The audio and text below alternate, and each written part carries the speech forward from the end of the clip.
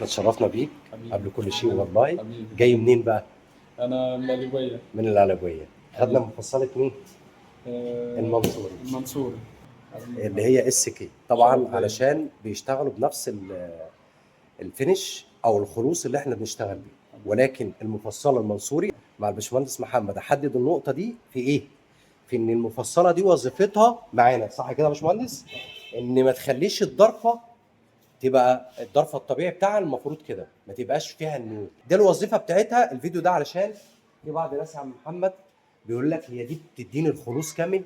لا، هي ما بتديش الخلوص كامل. احنا بنعمل الخلوص بتاعنا الطبيعي، بنركب المفصله دي عشان تدينا الاوبشن ده، مع اضافه المسمارين اللي فيها استانلس علشان وحده الحوض. اتشرفت بيك طبعا، حبيبي وانتظر ان شاء الله يعني ده المفاجات شرف ليا الجديده. طبعا ان انا عرفت تمام. حضرتك حبيبي. ربنا والكمال لله وحده، كلنا بنكمل بعض. انا مش بتاجر، انا بدي المفصله من المستورد.